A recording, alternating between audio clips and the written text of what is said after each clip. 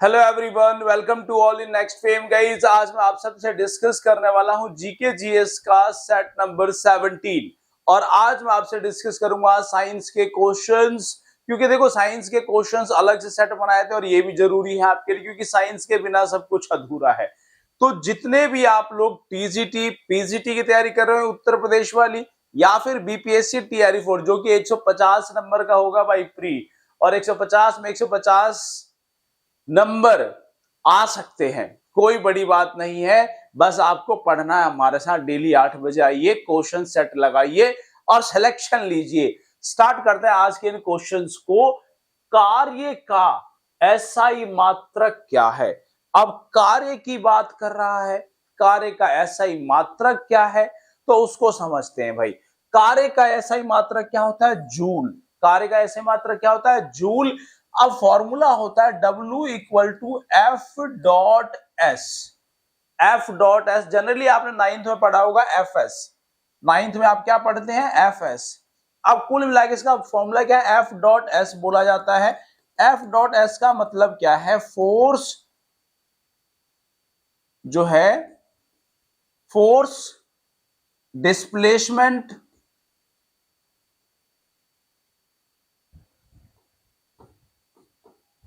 और cos theta.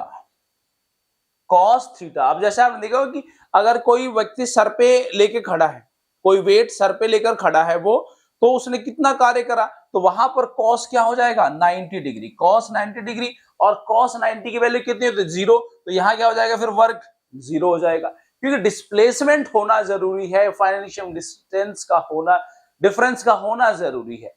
तो ये हमारे पास फॉर्मूला हो गया वर्क का। तो वर्क का होता है क्या? जूल। क्लियर है ये बात? वर्क का एसआई यूनिट क्या हो जाएगा? जूल हो जाएगा। और वहीं यदि हम बात करें सीजीएस यूनिट क्या होगा, तो इसका होगा अर्ग। सीजीएस यूनिट होता है अर्ग। सीजीएस यूनिट क्या होगा? अर्ग। यानी कि वर्क इक्वल टू अगर हम करें तो 10 की पावर 7 अर्ग होता है, ये याद रखिएगा। वहीं हम बात करें जो न्यूटन है, न्यूटन किसके यूनिट है? तो न्यूटन है फोर्स के यूनिट। किसके यूनिट? फोर्स की क्या है? न्यूटन। और एक न्यूटन इक्वल टू क्या होगा? 10 की पावर 5 डाइन। 10 की पावर 5 डाइन, जो कि सीजीएस यूनिट है किसका? फोर्स का। क्लियर? याद रहेगा ये। और ये पावर वॉट की किसकी यूनिट है? पावर की, शक्ति की। अब ये कौन सी पावर भाई? वो इलेक्ट्रिक वाली। नेक्स्ट क्वेश्चन है, पारसेक किसकी इकाई है? जो पारसेक है वो किसकी इकाई है? तो वो है डिस्टेंस का। पारसेक, पारसेक किसकी इकाई है? वो है दूरी का, दूरी मापने की इकाई है पारसेक। यानी एक पारसेक इक्वल टू होता है 3.086 इंटू 10 की पावर 16 मीटर। एक parsec, 1 parsec equal to this. और 1 light year equal to 9.46 into 10 की पावर 15 मीटर होता है। ये भी आपको याद रख लेना है भाई। क्लियर है? 1 पारसेक 3.086 इंटू 10 की पावर 16 और 9.46 इंटू 10 की पावर 15 मीटर होता है 1 लाइट ईयर। नेक्स्ट क्वेश्चन है, करंट का एसआई मात्रक क्या है? करंट, करंट का एसआई मात्रक पूछ रहा है। Right answer is ampere. अब current V equal to formula होता है हमारे पास IR, यानी कि I इक्वल टू क्या होता है? V upon R। I equal to V upon R, ये हमारे पास फॉर्मूला होता है, आपने 10th क्लास में पढ़ा होगा। तो करंट का एसआई मात्रक क्या होता है? एम्पियर। वहीं वोल्ट किसका है? तो इलेक्ट्रिक जो पोटेंशियल है उसका यूनिट आपके पास वोल्ट। कैंडेला किसकी यूनिट है? Candela luminous intensity, luminous intensity की यूनिट है कैंडेला। और ओम किसका है? रेजिस्टेंस का। ओम किसका है? रेजिस्टेंस का।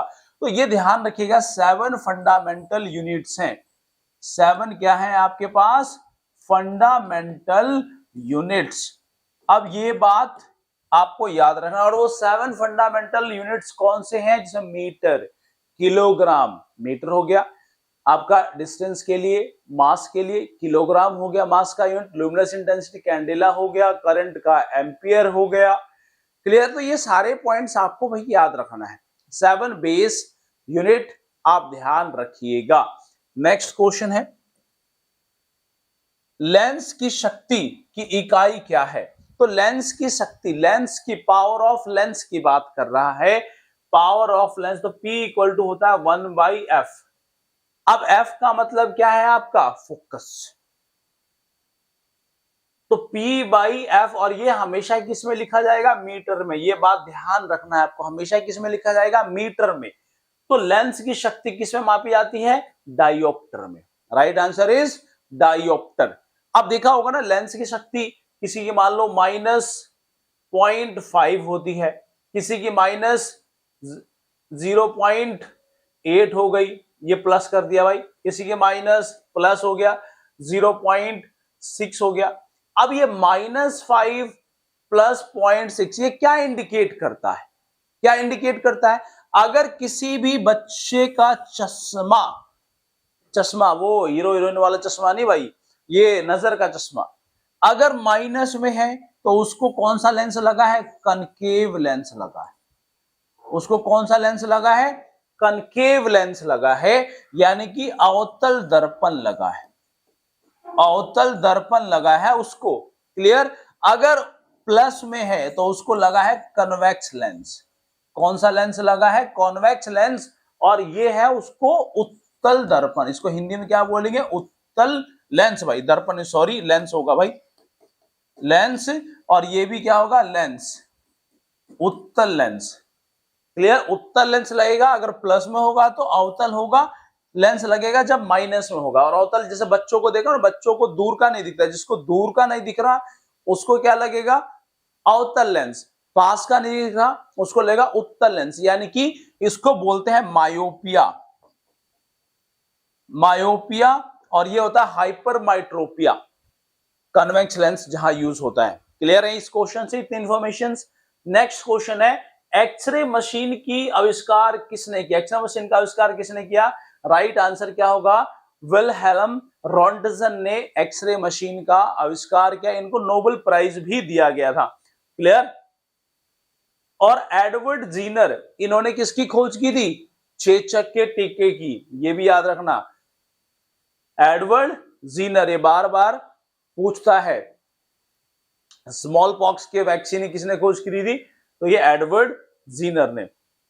नेक्स्ट क्वेश्चन है, निम्नलिखित में से कौन उपधातु नहीं है? निम्नलिखित में से कौन उपधातु नहीं है? तो राइट आंसर क्या होगा? देखो, आर्सेनिक उपधातु है, एंटीमनी भी उपधातु है, बिस्मथ, बिस्मथ क्या है? राइट आंसर बिस्मथ क्या है? आपका उपधातु नहीं है। उपधातु क्या होता है? जिसमें धातु के गुण भी हो और अधातु के गुण भी होते हैं, जैसे सिलिकॉन, जर्मेनियम, एंटीमनी, ये सब क्या है हमारे पास? उपधातु, जिसमें धात्विक गुण भी है और अधात्विक गुण भी होते हैं। नेक्स्ट क्वेश्चन है, किसी तत्व के द्रव्यमान संख्या किसका योग होता है? अब किसी भी तत्व का द्रव्यमान जाएंगे तो द्रव्यमान कहां होता है? पहली बात तो वो होता है आपके न्यूक्लियस में, यानी कि केंद्र में। क्या बोलते हैं उसको? न्यूक्लियस, केंद्र में होगा।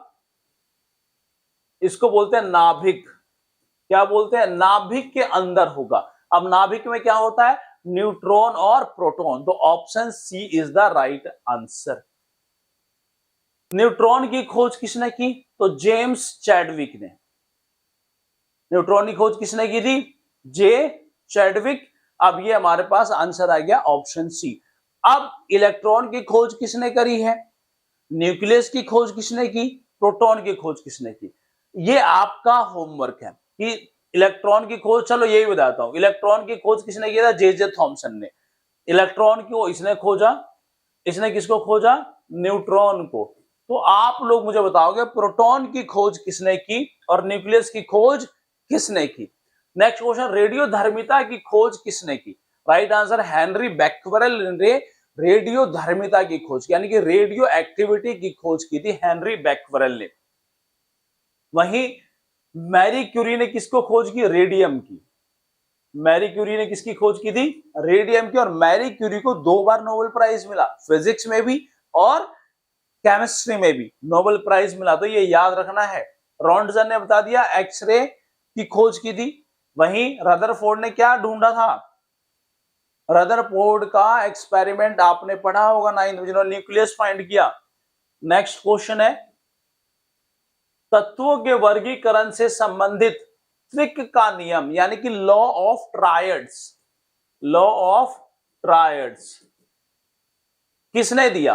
राइट आंसर डॉबे राइनर ने दिया था, लॉ ऑफ ट्रायड्स। इसमें क्या बोला कि 3 तत्व लिए एक सेम ग्रुप के, जैसे 3 तत्व ले लिए इन्होंने, लिथियम, सोडियम, पोटेशियम। तो पोटेशियम और क्या होगा, लिथियम, दोनों का मास ऐड करके अगर हम 2 से डिवाइड करें तो एवरेज मास किसका आ जाएगा? सोडियम का। इन्होंने ये बात बोली। न्यूलैंडस ने क्या दिया? अष्टक का नियम। क्या दिया? अष्टक का नियम, यानी कि law of Octave. Law of Octave किसने दिया? न्यूलैंडस ने। मेंडलीव की सारणी आपको पता है। हेनरी मोजले ने क्या दिया? Modern periodic table. और फादर ऑफ पीरियोडिक टेबल किसको बोलते हैं? मेंडलीव को। क्लियर? नेक्स्ट क्वेश्चन है, प्रोड्यूसर गैस। प्रोड्यूसर गैस कौन सा होता है? तो प्रोड्यूसर गैस होता है CO+N2, इसको बोलते हैं प्रोड्यूसर गैस। वहीं वाटर गैस किसको बोलते हैं? CO+H2। ये बात याद रखना, ये क्वेश्चन बार बार पूछता है। वाटर गैस तो CO+H2 है। नेक्स्ट क्वेश्चन, आधुनिक आवर्त सारणी में वर्गों की संख्या कितनी? देखो तो वर्ग है हमारे पास 18, वर्ग 18, ऑप्शन नंबर डी। और पीरियड कितने हैं? तो उसमें 7 पीरियड है, वर्ग है 18। क्लियर? अब 7 पीरियड, वर्ग 18, ये बात आपको याद रखना है। यहां से एक क्वेश्चन और याद रखिएगा भाई, कि जो आधुनिक आवर्त सारणी है ये किस पे बेस्ड है? तो ये आपका एटॉमिक नंबर पे बेस्ड है। एटॉमिक नंबर पर बेस्ड है आधुनिक आवर्त सारणी। से पहले जिसने भी बनाई वो सब एटॉमिक मास पर बेस्ड थी। नेक्स्ट क्वेश्चन है, बेकिंग सोडा का रासायनिक सूत्र। देखो बेकिंग जहां आ गया तो हो गया बाई, और बाई क्या होता है? NaHCO3, option number B, NaHCO3 baking हो गया। ये बार बार रिपीटेड क्वेश्चन है। Baking soda, sodium bicarbonate NaHCO3, और सोडियम कार्बोनेट Na2CO3, इसको क्या बोलते हैं? Washing soda. क्या बोलते हैं इसको? Washing soda. वॉशिंग सोडा क्या हो गया? Sodium bicarbonate. अब इसको बोलते हैं caustic soda. Caustic soda, caustic soda यानी कि NaOH, सोडियम हाइड्रोक्साइड। अब ये क्या होता है? बेस। बहुत भैया तगड़ा बेस है ये, तुरंत जला देगा। और इसको बोलते हैं Chile saltpetre, NaNO3, Chile saltpetre. Next question है, वनस्पति घी के निर्माण में कौन सी गैस प्रयुक्त होती है? Right answer hydrogen. वनस्पति घी बनाने के लिए कौन सा गैस यूज होता है? हाइड्रोजन। और इस प्रक्रिया क्या बोलते हैं? हाइड्रोजिनेशन। ये भी याद रखना है। नेक्स्ट क्वेश्चन, खाना पकाने के तेल को किस प्रक्रिया द्वारा वनस्पति घी में परिवर्तित किया जाता है? अभी बताया, हाइड्रोजनीकरण करके। Clear? Hydrogenation. Next question, Bhopal gas त्रासदी से संबंधित कौन सा गैस है? अब भोपाल गैस त्रासदी से पूछ रहा है, कौन सा गैस है भाई? तो right answer methyl isocyanate. Methyl isocyanate Bhopal gas त्रासदी से संबंधित है। और मिथाइल आइसोसाइनेट ये कब हुआ था भोपाल गैस त्रासदी कांड? तो 2 दिसंबर 1984 को, 2 दिसंबर 1984 में ये कांड हुआ था। क्लियर? नेक्स्ट क्वेश्चन है, सामान्यतः निम्न में से किसे भविष्य का ईंधन कहा जाता है? भविष्य का ईंधन किसे कहा जाता है? हाइड्रोजन को। क्योंकि हाइड्रोजन जब जलता है तो जलने के बाद क्या करता है? ये पानी बनाता है, H2। अब ये ऑक्सीजन से मिला और ये जलना शुरू करेगा और क्या बनाएगा? H2O बना देगा, पानी बना देगा। तो ये भविष्य का ईंधन है जो पॉल्यूशन भी नहीं करता। क्लियर? नेक्स्ट क्वेश्चन है, हाइड्रोजन के समस्थानिक की संख्या कितनी है? अब देखो हाइड्रोजन का समस्थानिक कितने होते हैं? 2 समस्थानिक है हाइड्रोजन के। कितने हैं इसके? 2 समस्थानिक है। एक तो हाइड्रोजन ये खुद ही है भाई, H11, दूसरा हो गया H12 और H13। तो ये दो क्या है उसके समस्थानिक है। क्लियर, दो समस्थानिक है। अब इसको बोलते हैं प्रोटियम, क्या बोलते हैं इसको, प्रोटियम। इसको बोलते हैं ड्यूटीरियम और इसको बोलते हैं tritium. Clear, protium, deuterium and tritium. अब समस्थानिक का मतलब समझा दो एक बार, जिनके परमाणु क्रमांक समान हो परंतु परमाणु द्रव्यमान एक है, यहाँ पे दो है, परमाणु द्रव्यमान भिन्न भिन्न हो, उसको बोलते हैं समस्थानिक। और एक होता है समभारिक, जैसे कार्बन है, कार्बन 20, ये कैल्शियम, सॉरी कैल्शियम 20 और 40 होता है, वही मैंने लिख दिया आर्गन 18 और 40। तो देखो यहां पर द्रव्यमान अलग है, सॉरी ये परमाणु क्रमांक अलग है, तो यहाँ 18 यहाँ 20 है, परंतु इसके द्रव्यमान समान है। तो द्रव्यमान समान हो, परमाणु क्रमांक भिन्न हो, उसको बोलते हैं समभारिक, यानी कि आइसोबार। और समस्थानिक को क्या बोलते हैं, आइसोटोप्स।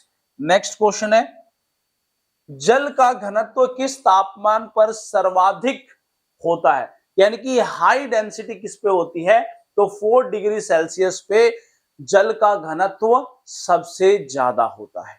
वाटर की डेंसिटी, जल का घनत्व 4 डिग्री सेल्सियस। ये बार बार रिपीटेड क्वेश्चन है। नेक्स्ट क्वेश्चन, निम्नलिखित में से किसको पेंसिलों में प्रयुक्त किया जाता है, पेंसिल में कौन यूज होता है, ग्रेफाइट। और ग्रेफाइट क्या है, एलोट्रोप। एलोट्रोप का मतलब क्या होता है, अपरूप। किसका अपरूप है, कार्बन का, कार्बन का अपरूप है ग्रेफाइट। अब अपरूप कार्बन का ग्रेफाइट ये करंट को पास करता है, क्योंकि इसका एक इलेक्ट्रॉन अरेंजमेंट में फ्री होता है और स्लिपरी होता है। ये आप जो टच करोगे स्लिपरी होगा। क्लियर, और कार्बन के अपरूप कौन कौन से हैं, एक तो हो गया ग्रेफाइट, दूसरा क्या है डायमंड, डायमंड, और तीसरा याद रखना C60, जिसको बर्कमिंस्टर फुलरेंस बोलते हैं। अब ये क्वेश्चन है आपके लिए कि डायमंड के अंदर चमक किसके कारण होती है, आपका होमवर्क है। नेक्स्ट क्वेश्चन, टेलीफोन का आविष्कार किसके द्वारा किया गया, Michael Faraday, Macmillan, Graham Bell या फिर थॉमसन एल्वा एडिशन। किसने टेलीफोन का आविष्कार किया है, तो इसका राइट आंसर क्या है, ग्राहम बेल। ग्राहम बेल ने टेलीफोन का आविष्कार किया है। तो ये थे गाइस आज के हमारे सारे इंपॉर्टेंट क्वेश्चन जो मैंने आपसे डिस्कस किया। होप कि आपको समझ में आया होगा। तो चैनल को लाइक कर दीजिए, पढ़ते रहिए नेक्स्ट टाइम के साथ। All the best, thank you very much.